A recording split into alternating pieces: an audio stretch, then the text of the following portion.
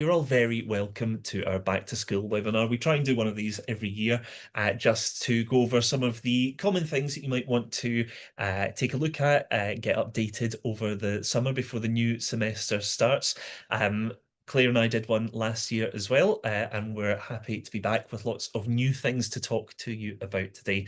My name is Matthew Weldon. I am Library Patron Consultant here at TFS, and I'm sure some of you will recognise me. I've been doing some customer success calls with some of our attendees recently, so you are all very welcome. Claire, do you want to introduce yourself as well? Yes, so I am Claire and I work together with Matthew supporting customers. So I think, again, some of you might have seen my face. We should obviously meet regularly, but these are some webinar that we want to do every year. Just, like as a starting point of conversation, or if anything that you want to discuss further, you can open ticket with us or raise it with our customer success consultant during your call with them. So yeah, that's us. Thanks, Claire. And in terms of what we're going to be covering today, we'll be taking a look at the settings that you can make sure are up to date in advance of the new semester for both Lean Library and Talis Aspire. And then we want to take some time to talk about some of the new features, because we've had a lot of exciting things that have been introduced over the past few months, and they'll also be things that you want to make sure are up to date and ready for your patrons returning in September time. We'll look at those for Lean Library and for Talis Aspire as well. We will look at tuning your futures features, which is a bit of a mouthful, but we'll take a look at the futures features within Lean Library that you can keep up to date as well. And we'll also provide some guidance on promoting Lean Library at your institution. Some of that will be based on what we've seen work at other institutions. We'll consider our knowledge base and our support process, just to give you a bit of a reminder of how that works and how you can keep in touch with us. I'm sure there will be time at the end of the session to answer any questions that you have as we go. So please do keep those coming in. Please use the chat feature or the Q&A feature as we go to ask any questions that you have. And we will, if we don't get to those as we progress through the session, we'll certainly have some time at the end to talk about those. But the very first thing that I'm going to do is pass over to Claire, who's going to tell us a little bit about keeping your settings up to date for Lean Library. Thank you, Matthew. So there are quite a few things that it would be great to just have a look and for good housekeeping purposes. So with your Lean Library dashboard, if you have any trouble logging in, if you forget your password, do open a ticket and we can get in touch with you and help you with that. But otherwise, if you log into your dashboard, there are quite a few things that worth looking at. So the first thing is your e-resources. So these are basically the pop-up that will appear on your academic website that will say, your library has subscription to, please click here to log in. So basically, if you have, for example, here you've got 1,900 domain, that means the pop-up will appear on these 1,900 domains. So just have a look if your last input date is still up to date. You can see my yellow highlight there, just to check if it's, maybe last year was the last time you updated. It might be a good idea to just upload a new e-resource domains. And if you have any questions, you can always open a ticket and we will be here to support. Next up is your KBAP resources. Maybe not many customers here that have either heard of KBAP or get in touch with KBAP. But if you are one of the rare customers who use your link resolver as a KBAP file, do get in touch with us if you see that your last update is not a very recent date, because we need to make sure that your full text locations are all up to date. We'll be here to help if you notice anything strange.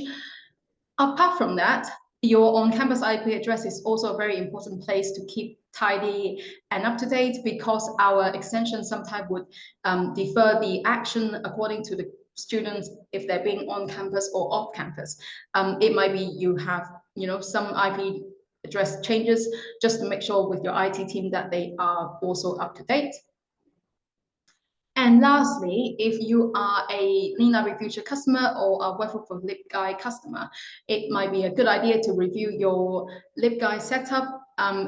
most of the time it is already there when we do your implementation. But if you come across, for example, AI, all these new platforms that keep booming up, and if you want to have your AI research guideline on these websites, do make sure that you also put it on those websites. And so for any student arriving at these new AI platform, they would see the instruction to use AI at with the best practice. So that these are lean library things that you should keep an eye out. But again, if you couldn't really work out or how to do it or how to update it, just get in touch with us. So if just a summary, if you have, for example, change of authentication system, your discovery system or link resolver, do get in touch with us because we will need to change the setting on the dashboard. Obviously, if you're confident and you know your way around the dashboard, you can just go in and do the setting changes on your own. But if you want to do, for example, sandbox testing, we have a beta environment that can do all that for you. So you can always let us know. We can make sure you have the access to beta and tell you how to use it. And if you are a Work with LibGuide customer or Lean Library Future customer, just make sure that you let us know if you change your lib chat link or your help desk link. So that's me. Perfect. Thank you very much, Claire. And I'm going to start off by start off the Talis Aspire section of the settings to keep up to date by talking about something pretty similar to what you've just said there as well, Claire. If anything in your IDP has changed over the summer or towards the tail end of last year, if you haven't made us aware of that yet, please do get in touch and let us know. This tends to be round about the time of year when a lot of academics are logging into Talis Aspire again and are looking to make sure that their reading lists are up to date. So this is probably around the time of year where if any of this sort of thing has changed, they'll notice that maybe they aren't able to log in or that sort of thing. So if anyone's having any issues with that, or if you're aware of any changes that might affect that, all you need to do is let us know and we'll do whatever we can to support you with that. And in terms of whatever changes, that might have an impact on that, it could be changing the access URL of your IDP. It could be changing from Shibboleth to Open Athens. So again, similar to Lean Library. If you're moving from bilateral authentication to authentication via a federation, or releasing new and unexpected attributes to Talis that are also valid user IDs. So anything like that you recognize in there that's something that might have been changed over the course of the past wee while, just send us a message and we'll be happy to support with that. And I've put this in here just in terms of a general kind of update so that you are all aware of it. We're in the process of rolling out changes to our authentication mechanisms so that we're using more secure and standards compliant approaches. There was a service announcement that was sent out last week. So again, if you are a Talis Aspire user, you probably are already aware of this, and there's plenty of documentation available for this on our knowledge base, but just in here to make sure that you definitely are up to date with it. We're not anticipating that users will have any problems. You may notice that the flow has changed very slightly for you and for users, but we're not anticipating that it will cause you any issues. For those users who are embedding content within the VLE at the moment using any mechanism that isn't LTI, you will want to be aware of the fact that while this is still possible in the medium term, we are going to be looking to retire that mechanism entirely because it is now insecure. So we'll be looking to move to make sure that all customers are using the most secure method they can for embedding content, and that will be via LTI 1.3. If you get any questions about any of that, you know where we are, and we'll be happy to address those. And most institutions, almost all institutions, I would imagine, have gone through this process by now. But if you haven't set up your time periods for the new academic year, now's the time to do so. all you need to do to get on top of that is to reach out to us via the support@talis.com email address. And once we've got that in from you, once we've got the information that's included there, I won't read that out, but it's on the screen for you. Once you have that information, if you send that across to us in a support ticket, we will be able to get your time period set up. So nice and easy. All you need to know is all you need to do is let us know the time period that you want set up and when you want that set up for, and we'll handle the rest for you and let you know once we've done that. So if you've not done that yet, now's as good a time as any to get that done. And lastly, for Talis Aspire, if you have not rolled over yet, again, I expect that most folks on the call will have done that already. But if you haven't rolled over as of yet, let us know and we can help with that. We'll want to know the date that you're planning to roll over. And the reason we ask for that is because we want to make sure that you have a clear run at it. The system processes rollovers for institutions in a queue, and we'll want to make sure that you are able to roll over exactly when you want to. So please do let us know if you haven't done that yet, when you're planning to do it. And earlier this year, we hosted a couple of webinars actually on the rollover process, just to make sure that everything is nice and straightforward and that you're taking care of everything, all the kind of pre-rollover tasks that'll make life as easy as possible for you. So if you've not done it yet, I'd recommend you go back and watch that webinar as well, just to make sure that your next steps are clear. But that's all really in terms of Talis Aspire. Those are the settings that we'd recommend you take some time to check and update if you haven't done so already. And with that, those are the settings that we've talked about before. Those are the settings that we mentioned last year, and things that are just generally good to keep on top of year to year. But we have a lot of new features that have been rolled out so far this year. Now, some of you will be very aware of these and you'll have a plan for rolling them out. Others, it may be new information to you. So we wanted to spend some time talking about these new features and the things to keep on top of if you're planning to implement those into the new academic year. So I'll pass over to Claire for the first.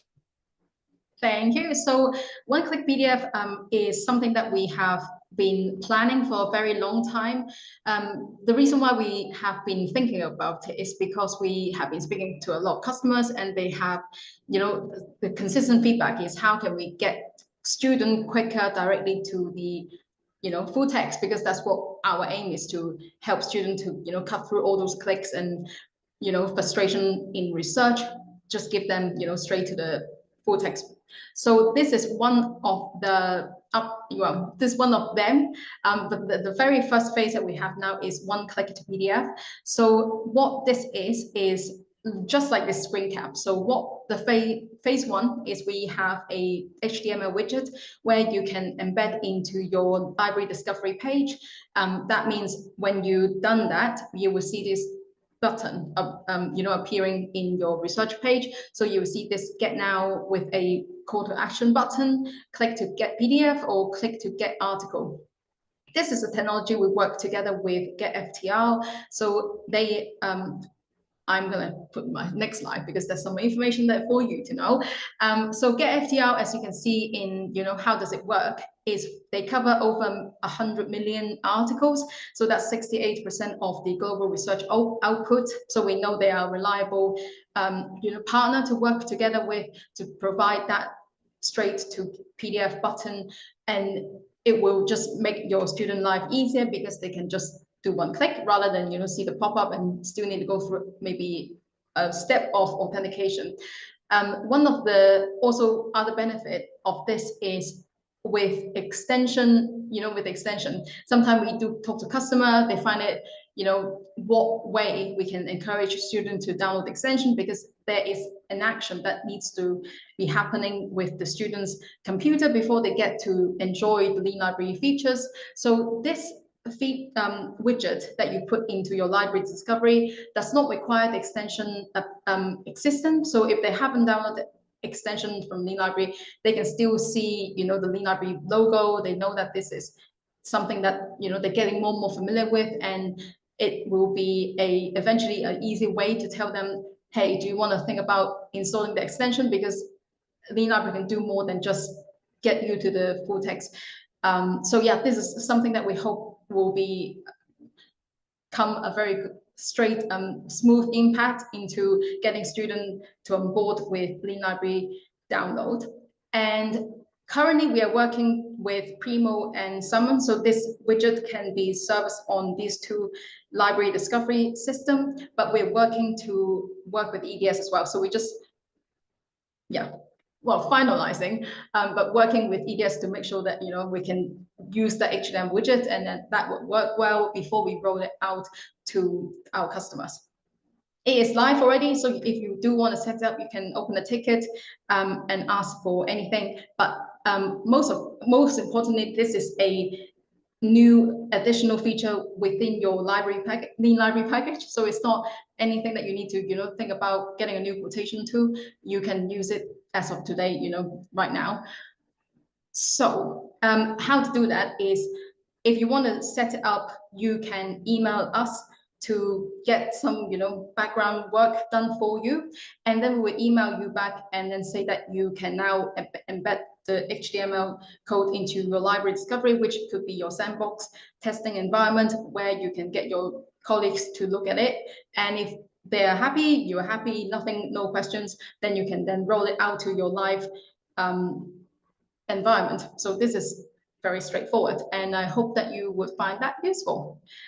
Then we have, and next up is Lean Library Workspace, which you might also hear a lot or see that on our social media, or yeah, well, maybe next week, but I would let Matthew take away a bit more of that. No worries at all. Thanks, Claire. Yeah, as you mentioned there, Lean Library Workspace is one of our new rollouts as well. And this introduces a really comprehensive reference manager functionality into that kind of classic Lean Library interface that students will already be familiar with. I have a short video here that I'm just going to talk along to as we go through. So Workspace, like I say, essentially it fits in with your existing Lean Library extension, and when activated, it means that users, as they browse and as they get access to resources, they can reference directly from the web. It also has an annotation feature, so students can set up projects, they can save their references and then annotate them alongside their colleagues, and that goes for academic researchers as well. They can work as part of lab groups if that's what they want to do to collaboratively annotate resources. And that's just a kind of a brief glimpse into what that looks like. And on this next page, we have just a few points for your reference. So in terms of what the workspace functionality adds in, it allows you to support patrons throughout the entire research workflow, from access to referencing. It facilitates collaboration through that collaborative annotation aspect, and it reduces cognitive load, enhancing the student experience as well. And we have a very nice set of testimonials from our users who have used it in the past, maybe under a different name, and when it was Cywheel, but it's a very popular reference managing tool, and you can visit our website to see some of the nice things that users have had to say about it. It fits in, like I said, with that existing Lean Library experience, so no additional downloading of an extension required. It's not like we have the Lean Library extension and the Workspace extension. It just works as one. So one extension to support your students over the course of their entire research workflow, and one seamless end-to-end tool. Makes it easier for your team to train students as well. When you're rolling stuff out at the beginning of the semester to students, you only have to talk about one tool, and you only have to pay for one tool as well, as it's said at the bottom of that there. This is included for all Lean Library customers. So if you have Lean Library, you have Workspace exactly the same as it was for OneClick. So this is just an addition to your existing subscription. And if you find that Workspace at the moment, as it exists, doesn't suit your institution's current needs, perhaps you're already, a few years into using a particular reference manager, and it's something that maybe you'd have time to look at further down the line, you can absolutely keep it toggled off now and switch it on later. So there's no pressure for you to use that if it doesn't suit your needs at the moment. It will be there waiting for you if and when you want to turn it on. So if you're interested, and if it's something that we'd like to get set up for your students, All you need to do is send us a quick email to support@leanlibrary.com. And again, there's just a few details that we'll ask for from you, your IP range and your institute's email domain, and we will handle the setup for you. We'll let you know once that setup's been complete, and you'll be able to see Workspace in your dashboard, in your Lean Library dashboard. And then that Workspace icon will appear for all your students within the Lean Library extension, allowing them to begin referencing using Workspace.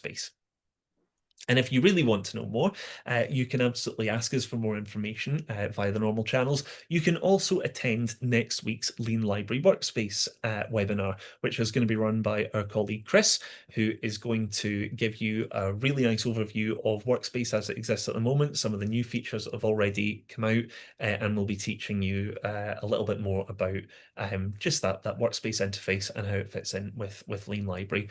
So you can visit technologyfromsage.com/events to sign up for that, and it would be lovely to have as many of you as possible in attendance at that. And now I'm going to pass over to Claire for another new Lean Library feature, and she'll tell us about that. Thank you. So this is Printbook alternative. So what was the reason why we have, this now Printbook alternative? There are used to be a lot of books in library. We know that there are some changes now in, in the whole higher education sector. There might be, I have even speak to a customer where the library do not have any print book. So, but we still don't want to neglect those, valuable print book. So we have now this feature that will service your print book your print book collection in the extension. So how it works is have a look at this screen cap. So for example, if I'm just on Amazon, now we all go to Amazon to look for book. Obviously you can see that I will need to pay £23 to get the book. What happened here is we obviously grab the ISBN. As you familiar with the library, we find the ISBN, then we send it over to your link resolver.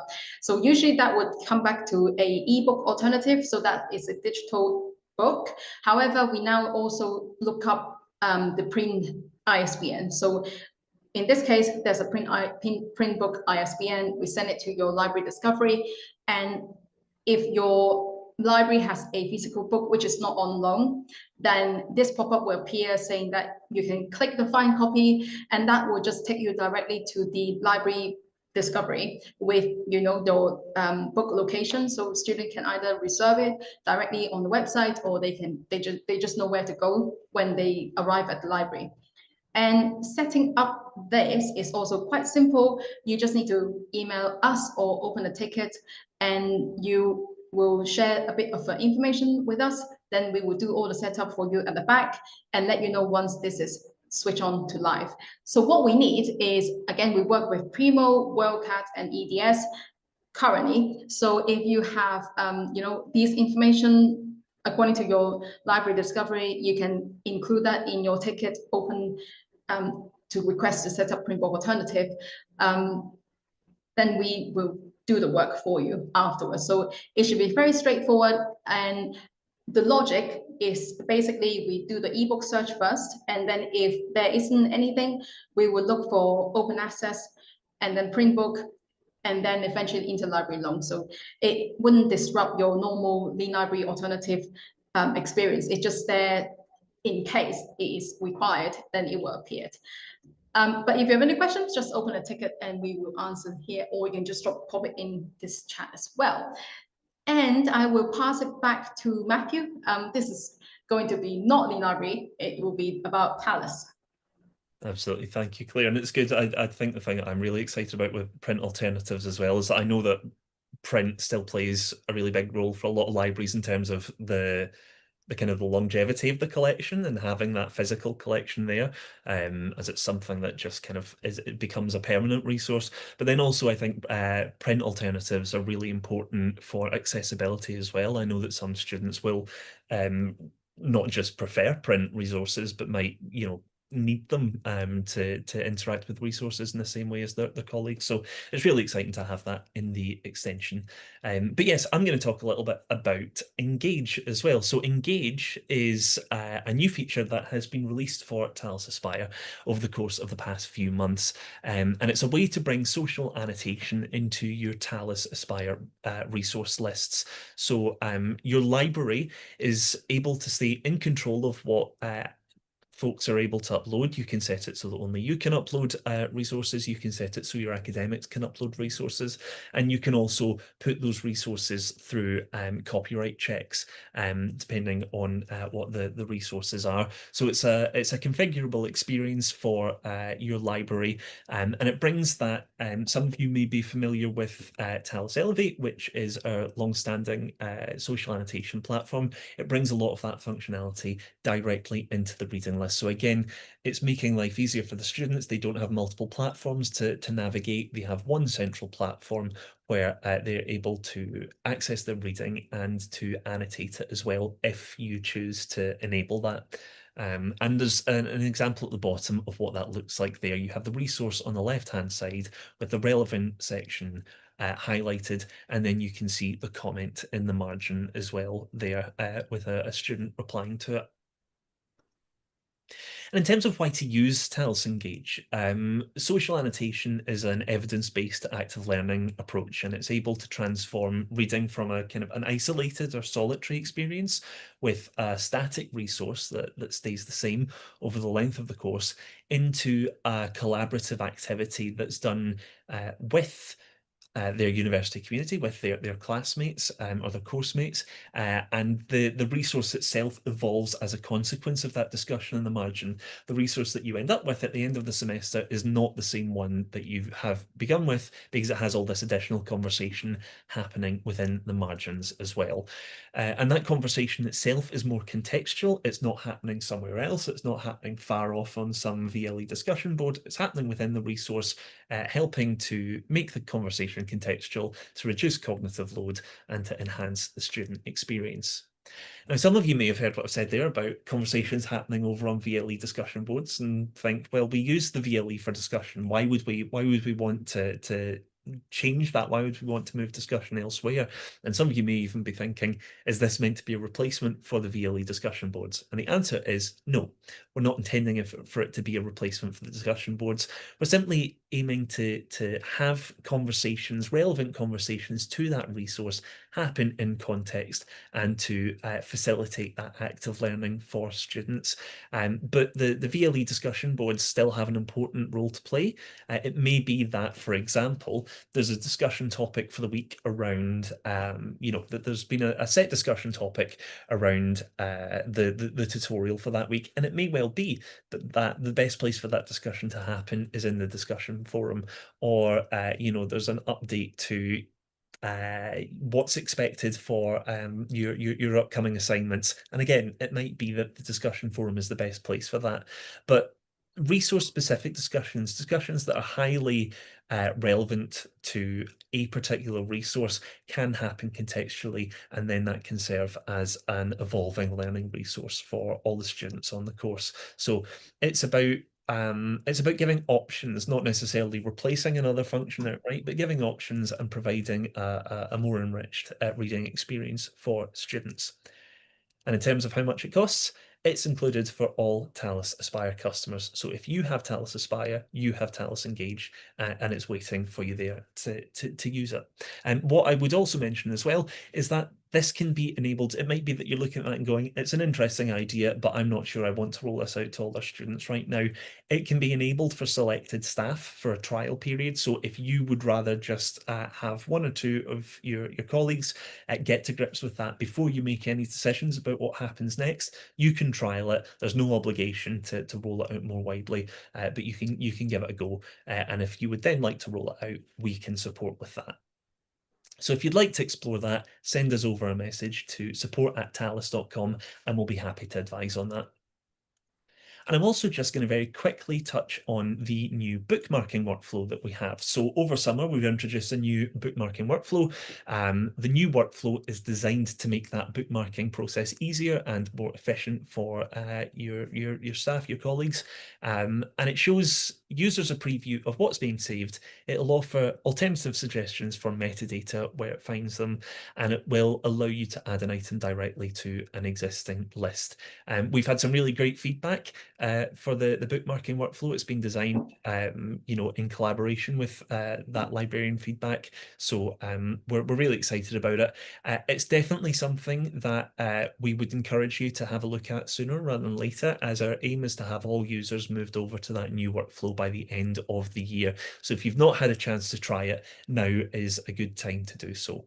And again, that can be set up so that individual users can see what it looks like before it's rolled out more widely. So if you need any support with it, we can provide that.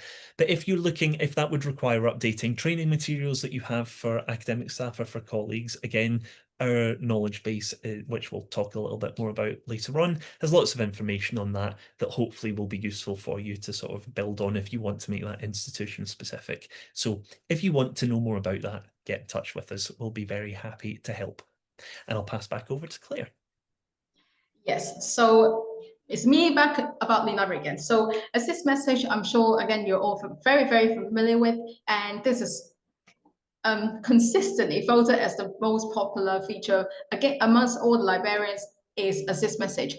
Why is there's some quotation here. So for example, within library assist message, you can set up your custom message on a specific website. So for example, you can see from the first quotation, if you have a small team of in the library, it might be actually very useful. You have assist message set up, so they're almost like a little helper that would appear at the right moment, at the right time, for any student arriving and maybe confused of what they can, how do they start with this website. And you can also see another quotation from East Anglia that with assist message that provide that extra help and training for a student at a particular database or resources. So as I said, assist message is very popular amongst librarian, and it has a wide reach just because it is a link that would then trigger your assist message. So whoever arrived there, regardless, what you're trying to do with the website, the message will appear. And you can also use it with a lot of ways. So in this next slide, I will show you some example what it can be done. So for example, newspaper website is one of the most burning question for a new student arriving at the university. If they want to have a library subscription with a newspaper, either in the UK you got Guardian, Financial Times, you got New York Times in the States. You can have a set of instruction added to the message that tell student which steps to follow and to set up an account for yourself to get subscription to. Then you have, for example, a subscription to a resource that you can add a message on there, so the student arrive at the website know that okay, we have a subscription to PitchBook, so they can just use the library login and they can get full access to the content. Or lastly, you can talk about, for example, this finite research database. Got a cyber attack, which is a very normal thing nowadays.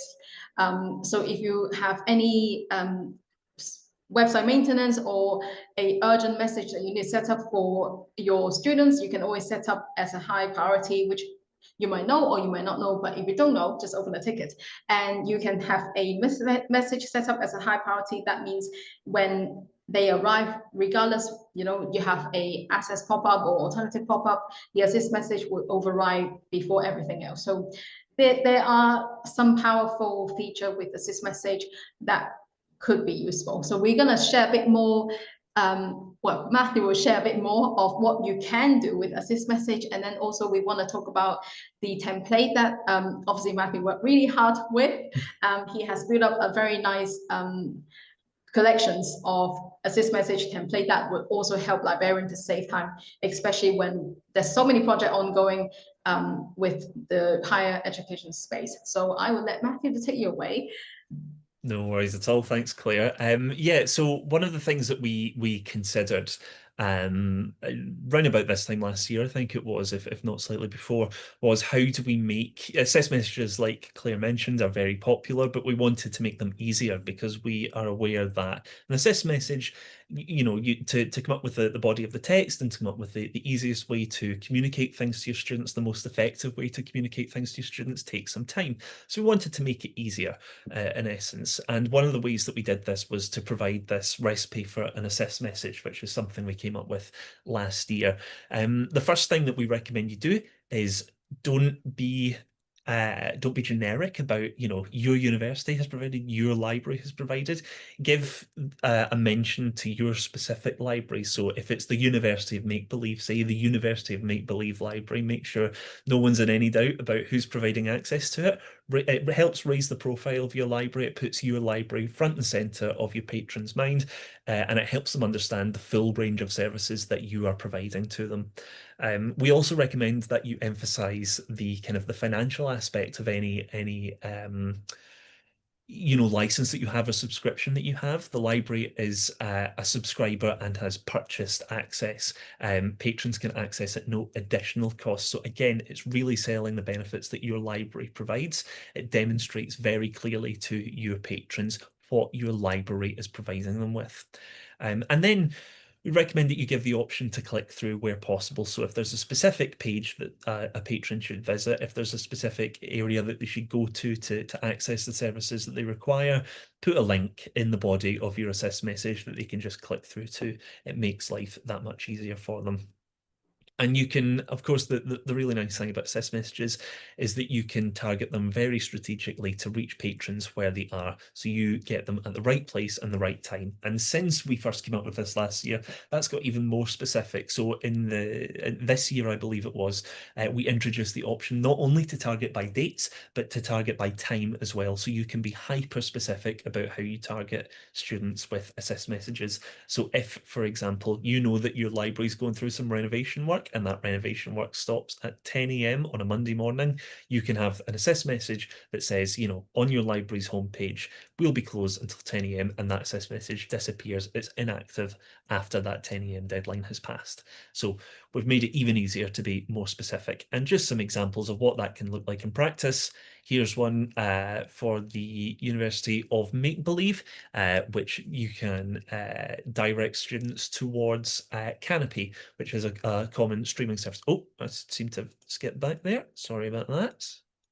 There we go. You can, yeah. So with the Canopy streaming service, when they arrive on a movie-related website like Letterboxd, something like that, you can show them that targeted assist message, making them aware that your library is providing them with. Oh, I seem to keep.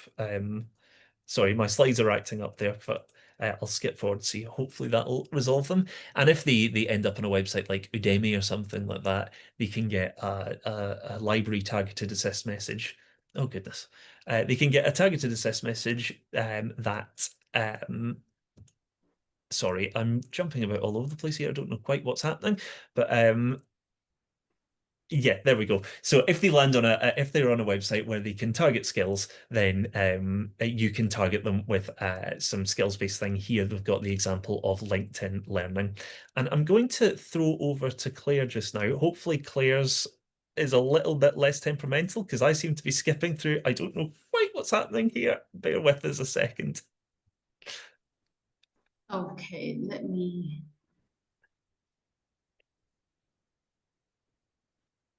Okay, just on the off chance that this helps, Claire, I've taken slide control away from you. Just, I don't know if something is causing some bizarre issues, but if you bear with us for a second, Claire, if you're quite happy to just say next slide, and Yes, as you no worries. thank you. Okay, so this is a quick video to show you how the template works. So shall we play it and see if that. Yeah, okay. So when you go to your assist message, you can click on the template tab, and that's basically allow you to drop down a collection of different categories. So you can see there are back to school. There are, for example, French customer specific. So those messages are written in French. We have German as well, I think. So basically, you just drop that. You look at the template. If you like that, then you can basically click to use the template, and that will then appear.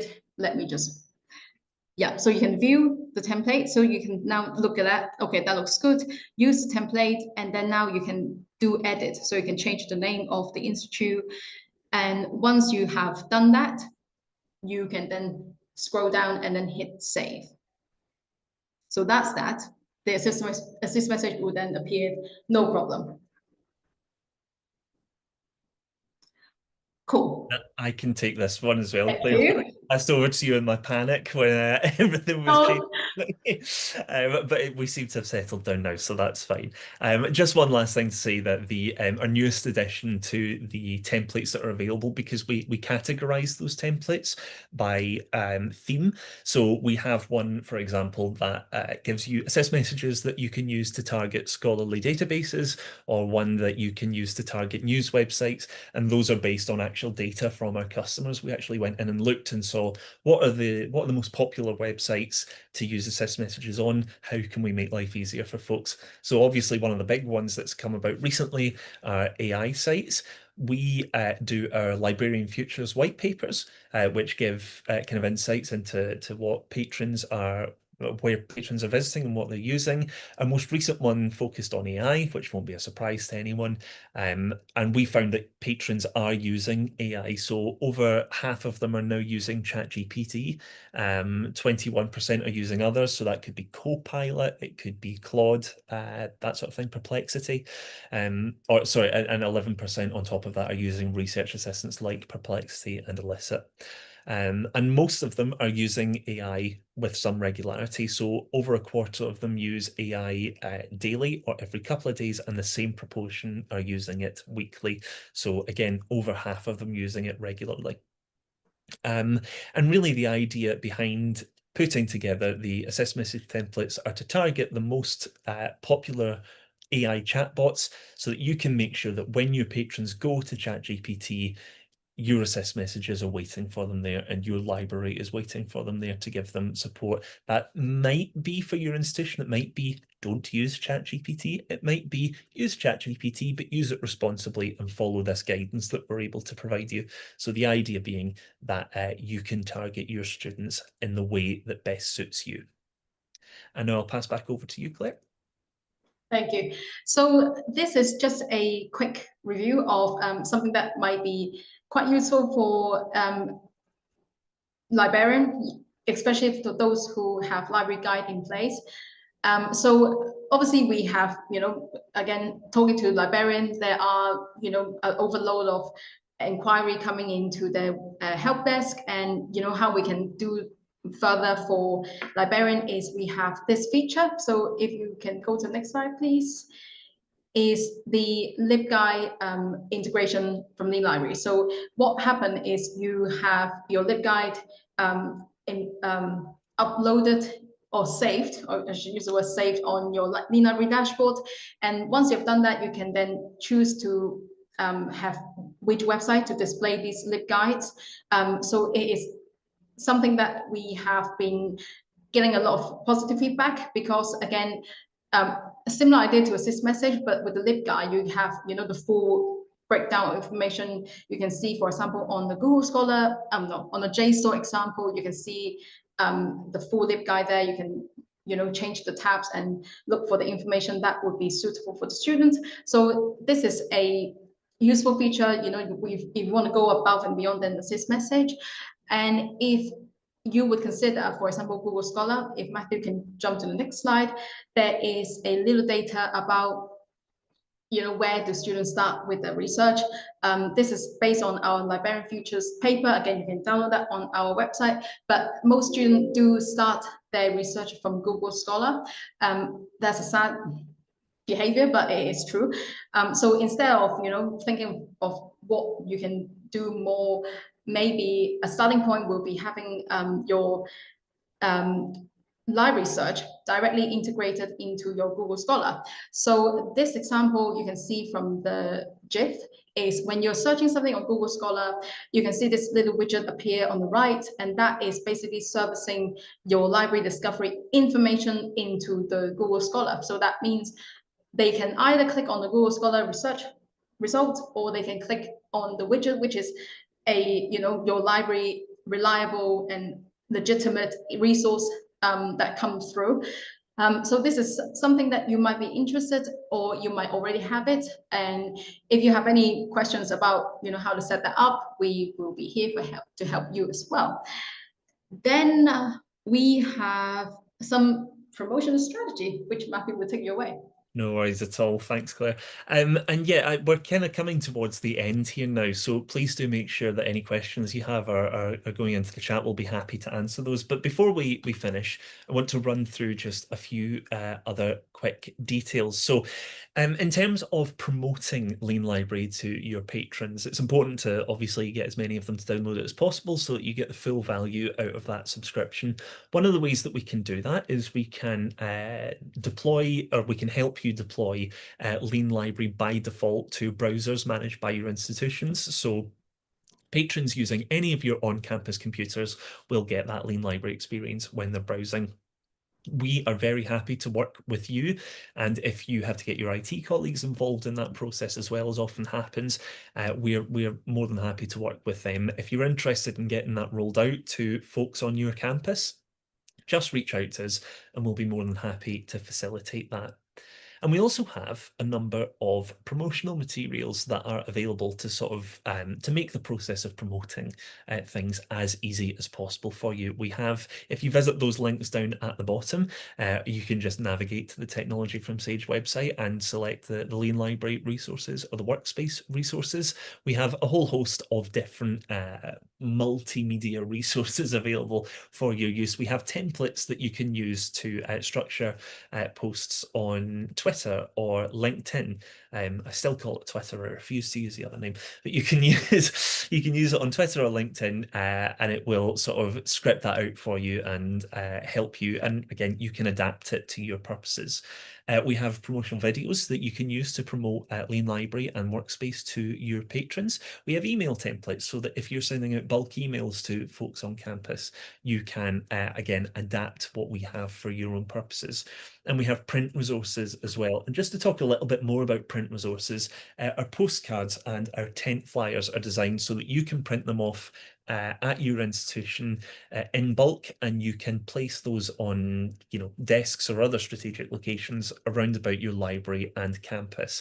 And the idea being that you can target areas where there's kind of high foot traffic of students, and where students specifically, where they bring their laptops to study, because if you can reach them at that moment when they put their laptop on the desk and they open it up, if you get them at that point, that's when they're most likely to download the extension. So we really recommend, if you're looking to drive downloads of the extension at your institution, we'd really recommend visiting our website, printing some of these off and targeting those areas, because you stand a really good chance of getting them to download if you can reach them at the point they have their laptop in front of them.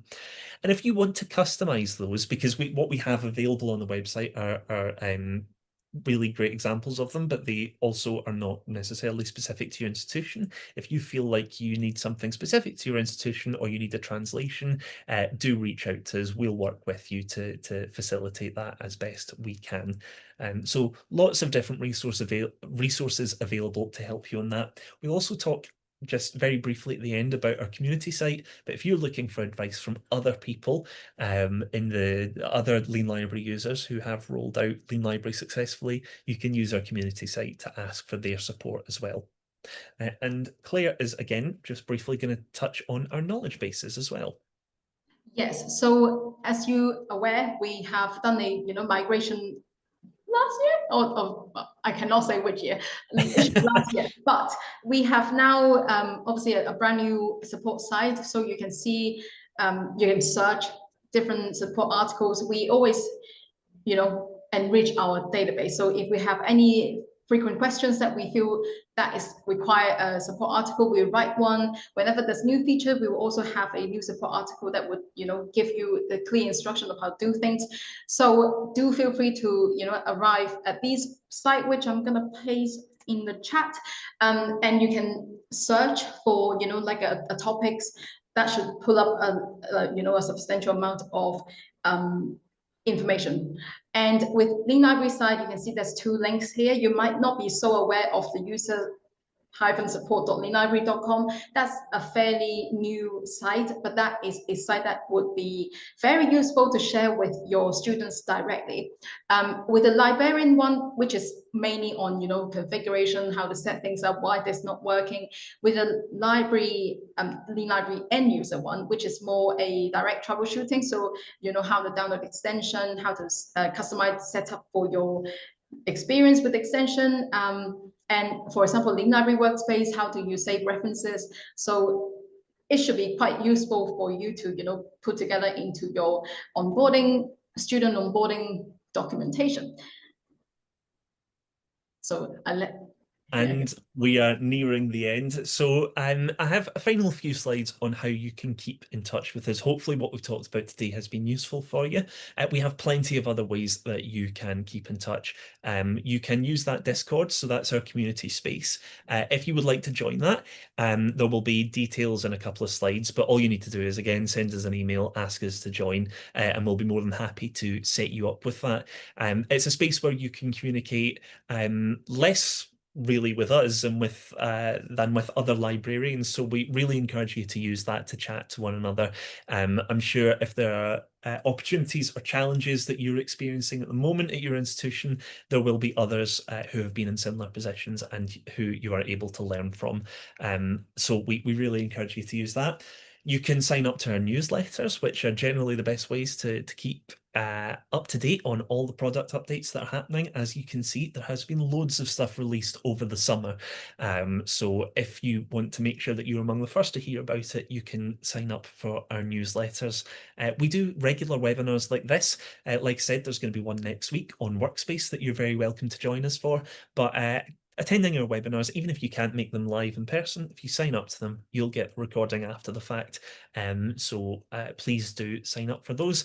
And you can use our feedback portal as well. And again, I'll talk a little bit more about that. But really what I want to, if there's one point that you take from this section, or even one point that you take from today's session as a whole, it's that we want to make sure that we are doing what we can to support you. So if there is anything that we can help you with, if there's anything that you're struggling with, we urge you to get in contact with us. But we also want to make sure that we have regular meetings set in the diary with you so that we can keep up to date with how things are going for you and understand if there's anything more that we can be doing to help. So if you don't have one in your calendar already, please reach out to your customer success consultant to set up a recurring meeting with them. That can be a cadence that, is decided by you, but we would really like to make sure that we have something in the diary so that we are keeping up to date with you. And if you're not sure who your customer success consultant is, send a message to support@talis.com or support@leanlibrary.com with the heading customer success meeting, and we will get back to you. We've got our Discord community space. This is what that looks like, just to give you an idea of what that looks like. And if you want to sign up, again, email those addresses. We have those 3 newsletters that you can sign up for. We have our webinars, as I just mentioned, and our ideas portal, where you can submit feedback or ideas for future product developments. And the very last thing before we leave some time for questions is that we are going to be hosting our Technology from Sage Insight event again. And this is going to be a meetup in London for Talis customers or for those who are interested in using Talis. It's on Tuesday, the 18th of November. It will kick off at 9:30 and be done by 3. It's at the Sage offices in 1 Oliver's Yard in London. And it's, like I said, it's open to all UK Talis Aspire customers and those interested in using Talis Aspire. You'll have the chance to network with other librarians and other libraries that use Talis Aspire. There will be presentations and discussions on topics like open educational resources and open access resources, resource sharing within further education colleges, and the library's role in AI. And the best part is it is totally free to attend. If you are a Talis Aspire customer in the UK, we would absolutely love to have you there. Now, I will say that because it's an in-person event and because it's in the Sage offices, we are the ticket numbers are limited basically. So at a certain point, we won't be able to give any more tickets out.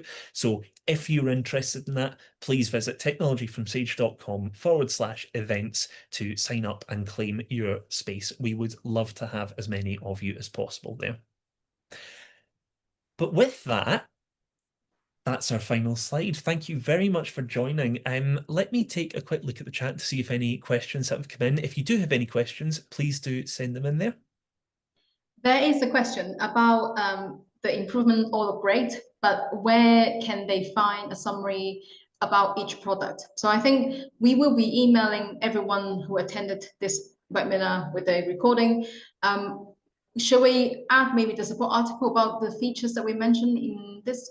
Yeah. Yes, absolutely. We can definitely do that. We can share that there. And of course, again, if you would like any further information at any point, you can just reach out to us, whether that's via the support desk or via your customer success consultant. You're very welcome to, and we'll be more than happy to provide more info as we go.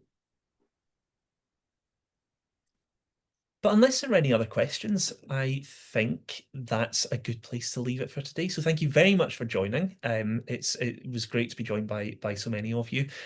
Like I said, there will be other webinars. There's product update webinars and customer success webinars to keep in touch with us, and we are always happy to help. So if there's anything at all that we can do to support you at any point, reach out to us.